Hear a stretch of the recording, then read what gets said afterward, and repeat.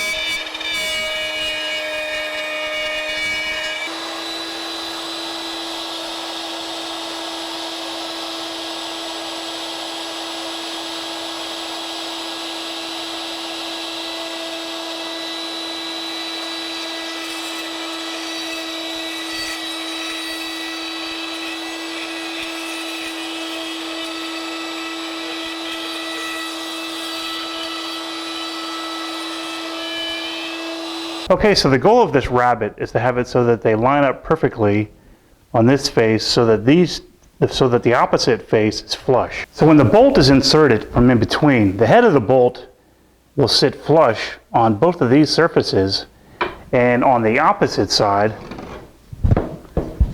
I will also have a completely flat surface.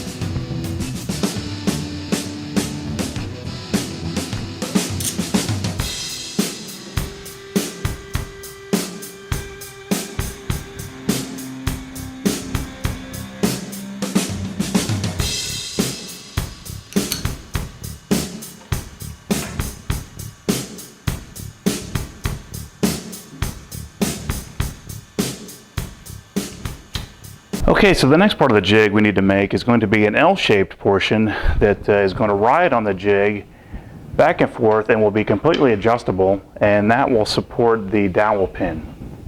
In order to make the joinery for the bracket, I need to make a groove right here, and to do that I'm going to use my kerf making jig.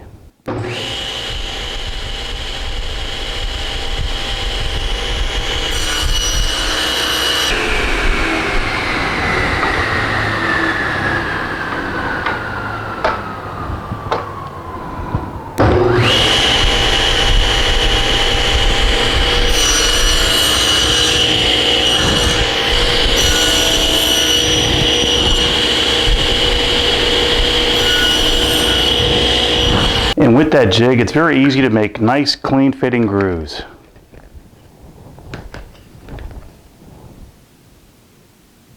Okay, before I glue this part down, I'm going to make a groove along the center of this board for a runner which will ride along this track in the center of the jig. In order to get the placement for that groove for the runner, I'm going to use a marking knife.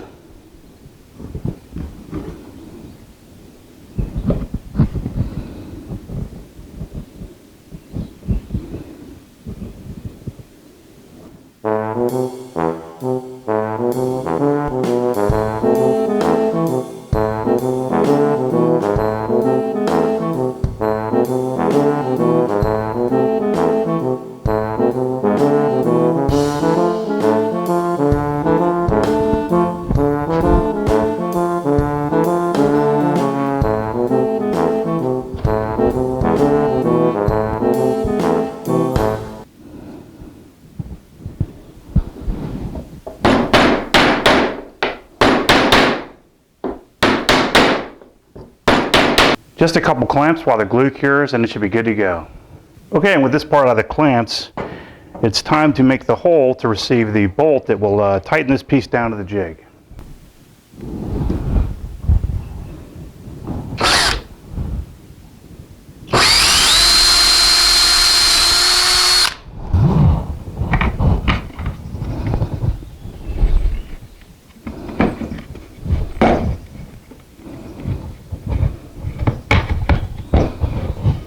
Getting the bolt through was a little challenging, but with the help of a hammer, it wasn't too bad. If you're having trouble getting your bolt in and out, what you can always do is put the side piece on first, followed by the top piece with a little bit of glue in the dado, and then just apply some clamping pressure, and be sure not to get any glue in between the side piece and the body of the jig. But for this back piece, which I'm making now, it really doesn't matter which way you do it because there is no center guide rail that rides in the groove. I made a length of miter bar out of some scrap hardwood, drilled for 2 slightly oversized holes, and then countersunk them.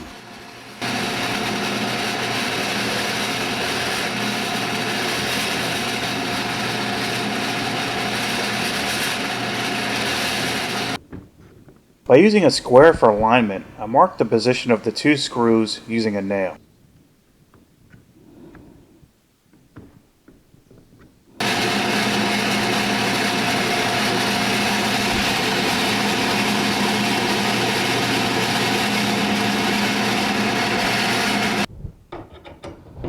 The miter bar was secured to the jig with 2 number 8 1-inch screws.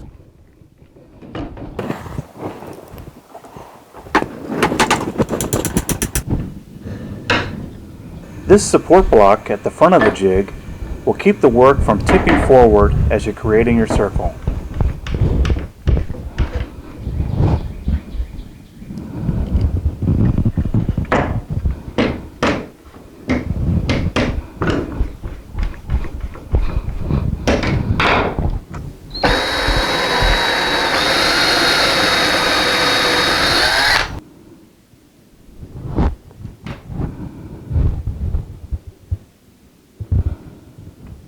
I made 2 handles out of some scrap hardwood, and then I mortised out each end for a hexagonal nut.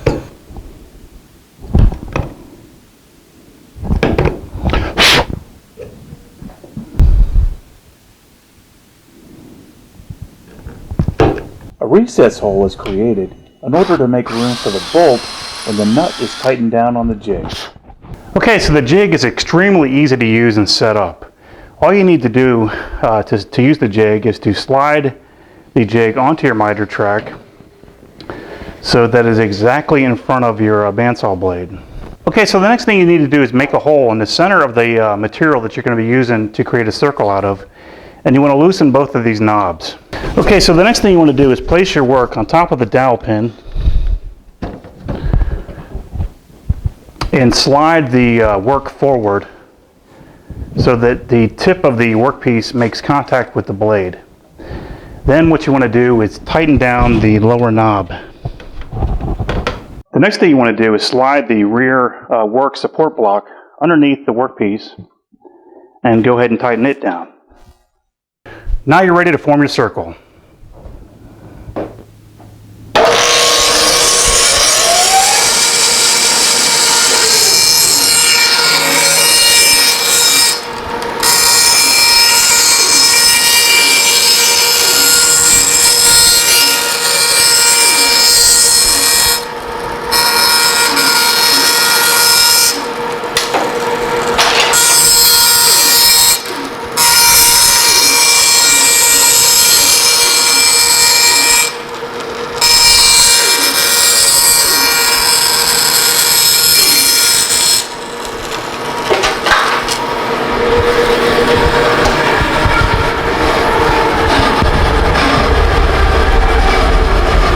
This jig is fully adjustable, and this one will make circles up to 42 inches in diameter. But if you need larger circles, all you would need to do is to increase the length of the body of the jig. Okay, so that's it. If you'd like to make your own garage woodwork circle cutting jig, you can find plans at my website at garagewoodworks.com. The plans include both a SketchUp model and instructions. Thanks for watching.